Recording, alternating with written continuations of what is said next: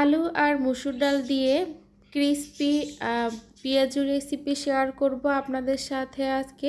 আসসালামু আলাইকুম, কেমন আছেন সবাই? আশা করি ভালো আছেন। আমরাও আলহামদুলিল্লাহ ভালো আছি। এই পেঁয়াজুটা খেতে কিন্তু অসম্ভব মজার হয় আর ভেতরটা জুসি হয়, উপরটা খুবই ক্রিসপি হয়। তো আমি মসুর ডাল আর আলু দিয়ে পেঁয়াজু বানানোর জন্য এখানে 1 কাপের মতো মসুর ডাল ভিজিয়ে নিয়েছি। এখানে মসুর ডালকে আমি 10 মিনিট ভিজিয়ে নিয়েছি আর এখানে কিছু আলু গ্রেটার দিয়ে গ্রেট করে নিয়েছি। আর এখানে পেঁয়াজ কুচি, রসুন কুচি আর কাঁচামরিচ কুচি। তো এখানে আমি ডালটাকে আধ ভাঙা করে নিয়েছি, সম্পূর্ণভাবে গুঁড়া করিনি।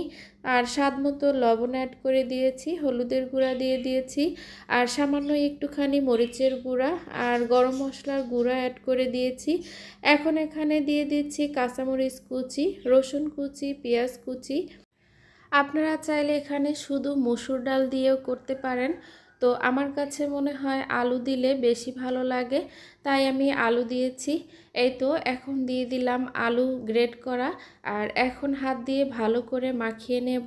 এরপরে এখানে চালের গুঁড়া দিয়ে দেব 3 টেবিল চামচের মতো। এরপর হাত দিয়ে ভালো করে মাখিয়ে আমি এখানে একটা কড়াইতে তেল দিয়ে দেব, আর বেশি পরিমাণ তেল দেব না।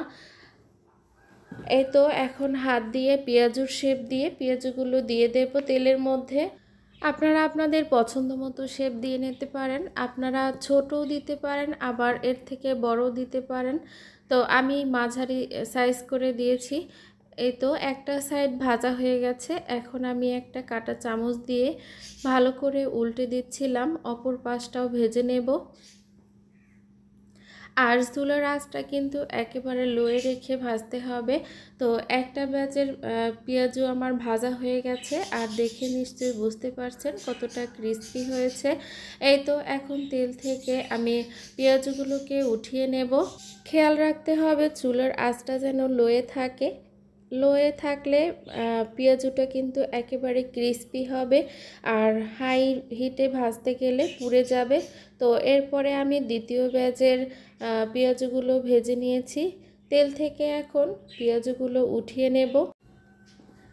আর এই তো এখন আমি পেঁয়াজগুলো একটা প্লেটে নিয়ে নিয়েছি আর দেখতে পাচ্ছেন কতটা সুন্দর হয়েছে কালারটা। খেতেও কিন্তু খুবই মজার ছিল। সবাই ভালো থাকবেন, আল্লাহ হাফেজ।